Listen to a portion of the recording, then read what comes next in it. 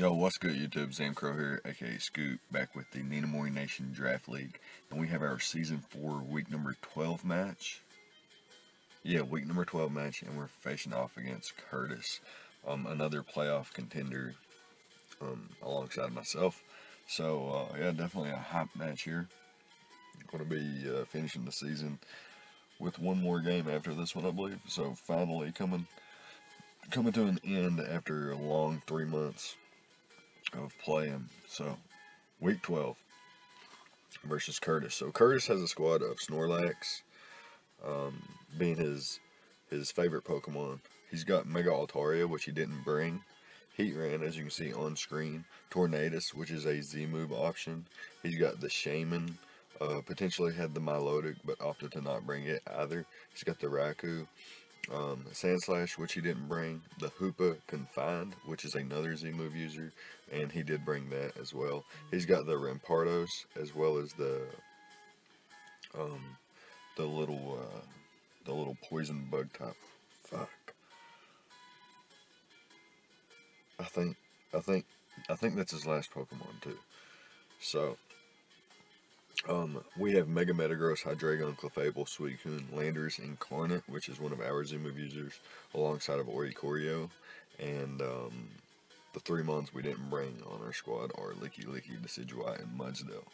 So, for this match, we've decided to bring quite a bit of bulky, invested Pokemon pretty much everywhere, except maybe Landorus. We have a max HP Mega Metagross with Meteor Mash, Thunder Punch, Earthquake, and Agility.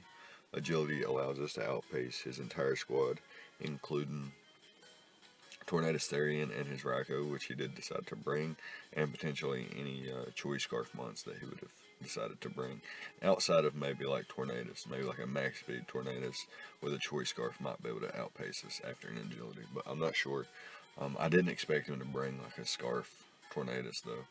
Of course Tornadus itself could be Agility, but I'm not really seeing that either, since I do have the potential to bring Oricorio Pom Pom, which I did bring.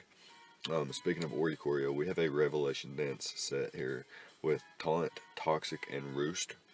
And basically just to spam Toxic versus things like Shaman, Raikou, Snorlax, and click Thunderbolt versus everything else. Or excuse me, Revelation Dance versus everything else. I can prevent any kind of shenanigans with Taunt, and I can recover up with Roost. And Oricorio looks nice in this match versus things like Snorlax, Tornadus, and the Shaman. So, definitely going to have to keep that in mind. The rest of our defensive core includes Clefable and Suicune, and to an extent, Mega Metagross and Hydreigon. But let's talk about Clefable and Suicune first. First off, Clefable here. Meant to have Stealth Rocks. I guess I played around with Thunderwave, because ultimately I brought Thunderwave, but this is supposed to be my rocker, and was supposed to just be a Moonblast, Wish, Protect set. Not too much it can do versus my opponent's squad in terms of offense. He does have a Heatran, and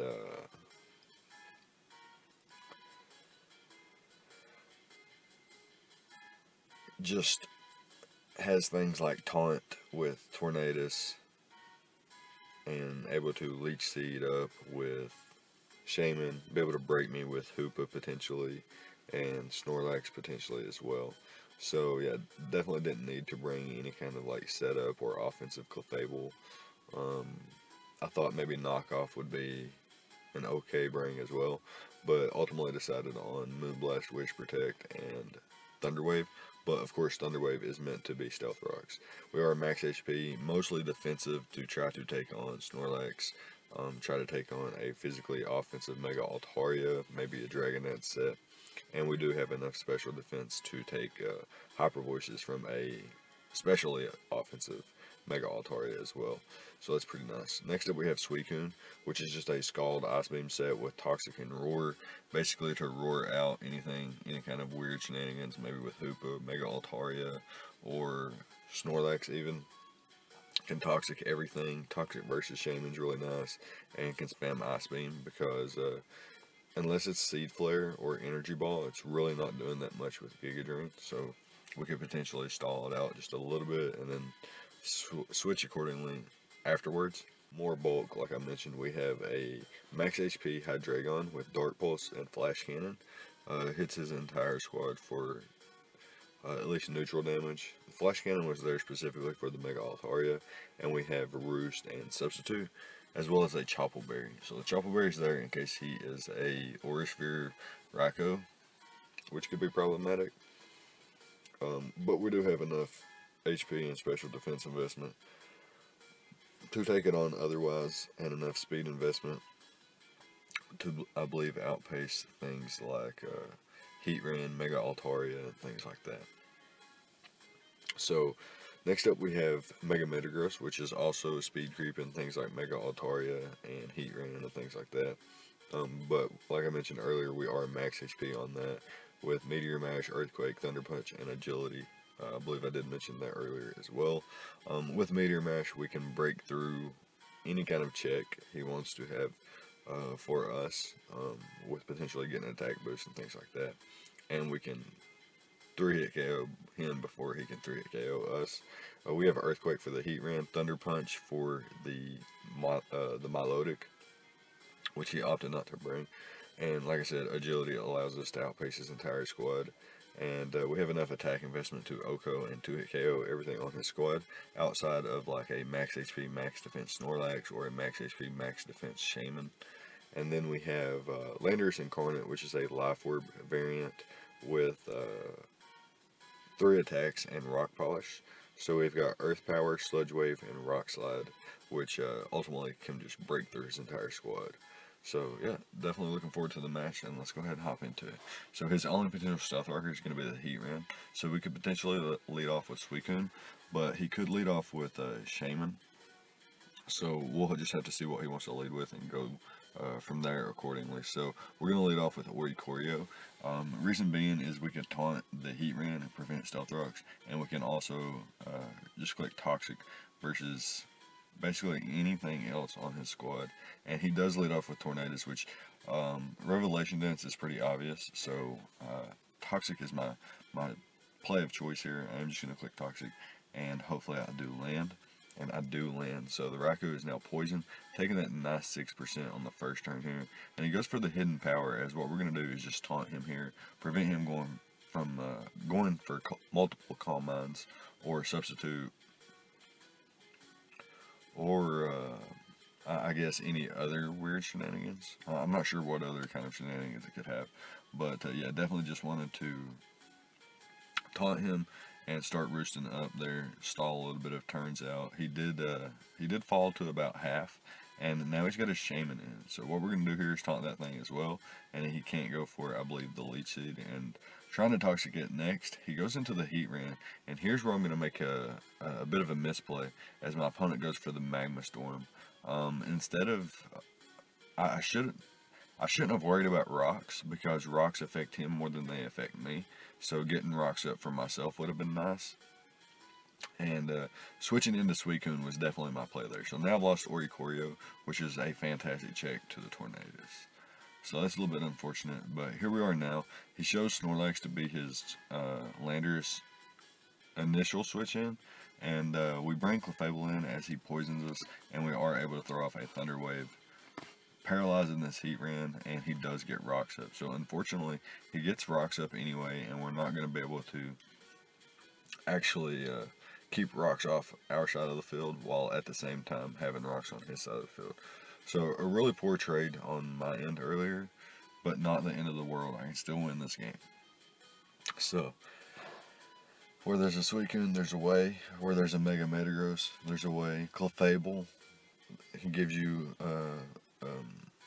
a pretty solid win condition as well. So here I didn't want to take a Facade, so yeah, I definitely switched out there as he went for the Recycle. Unfortunately, it would have been nice to get some more damage off there and have Toxic start to rack up a little bit, but unfortunately I did not go for it on that turn. This berry, Snorlax with Gluttony, is very, very problematic, especially if you don't have something that can just break right through it. Anyways, he pulls a switch out to his Raikou here. Takes a nice, almost 30%, close to 30% there. And I don't really need Suicune for much else, so I am going to let that thing go down. As he bolts forced out into my Clefable here, I don't have much else to do, as he can outpace the entirety of my squad.